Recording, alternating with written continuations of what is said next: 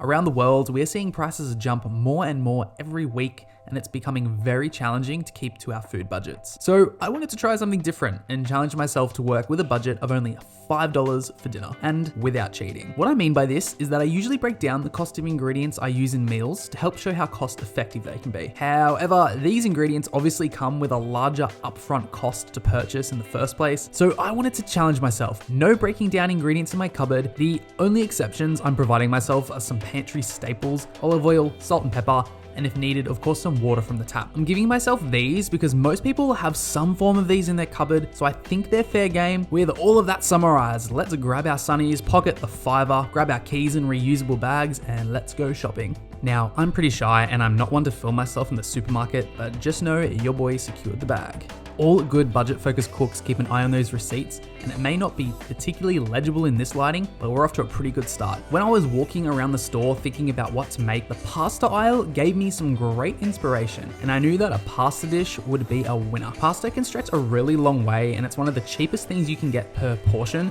so I thought it was a no-brainer. With that inspiration, I wrangled up a few other things so we could make a simple, hefty, and cheap tomato pasta. First things first, we're going to fill a pot with water and place it on the stove on a medium to high heat. We will generously salt the water and let it come to a boil whilst we prep our other ingredients. To make our prep even easier, be sure to get a bowl on deck and then grab the onion and get dicing. For a more in-depth look at dicing onions, check out the video linked above, but in short, top and tail, halve it, follow the grain, avoiding the root, do some cross slices, and then chop down to get dices. Onions were $3 a kilo at the store today, and this sole onion, which I'd say is about a medium size, cost me 48 cents. Once each half is done, transfer the dices to a bowl to keep the workstation tidy, and then set it aside whilst we work on the garlic. For our garlic, we're going to use our hands to break it up. Push down hard and then rid the bench of the skin, and then take your time using the side of your knife to break the additional pieces of skin and work your way through until each clove is clean.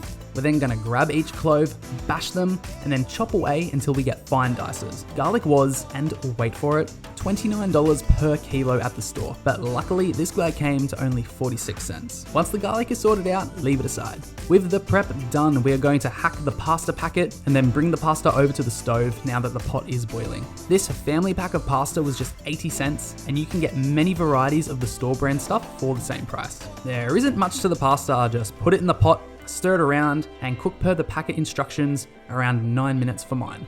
In the meantime, let's get a pan on a medium heat and add some olive oil. And now, while still warming up, add the garlic so we can gently cook it and infuse it into the oil. Once sizzling, add in the onions with some salt and stir. We're going to cook the onions and garlic for a few minutes until they are translucent, and then we are going to add in our tomatoes, which only set us back $1.50. Now, a fun fact about the tomatoes, in the supermarkets, they actually sell slightly smaller cans of diced tomatoes that have oregano and basil mixed in. However, they were completely sold out. So if you try this, be sure to keep those options in mind because that would add a lot of additional flavor. But budget-friendly cooking is all about being flexible, so let's move past that and add in a really generous amount of salt and cook this down for about 5 minutes. At this stage, the pasta should be almost cooked through, so grab a little pasta water and add it to the sauce. It'll help thicken it up because of the starch. We're then going to drain the pasta and keep it aside.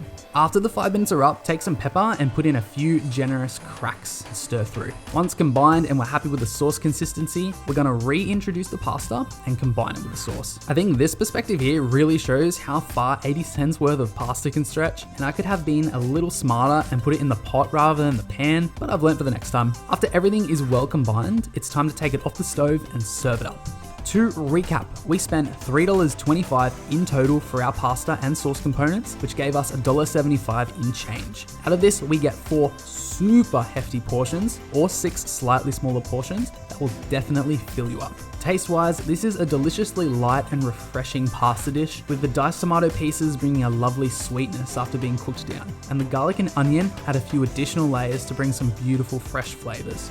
Because I had some change, I would recommend adding some tomato paste in with the onions and garlic to get a fuller bodied sauce, but for $3.25, I am happy to have made what I have. With that all said, I think we've succeeded in defeating the $5 dinner challenge. A big thank you to everyone who tuned in and watched this, and a big thanks to those who have stuck around until the end. Be sure to comment below what you would add or change, and let me know any recipes you would like to see me try and make for under $5. Thanks all again, and I look forward to seeing you in the next one.